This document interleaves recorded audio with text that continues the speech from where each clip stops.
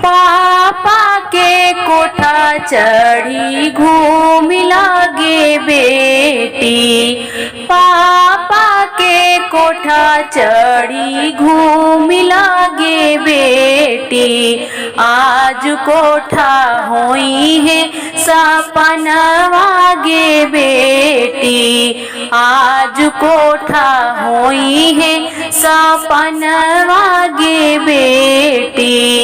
मामी की गोदिया में बैठ जाए बेटी।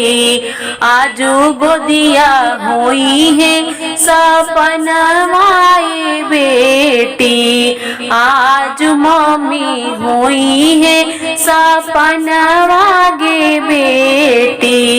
भाभी से बोली बतिया लागे बेटी। भाभी से बोल बतिया लागे बेटी।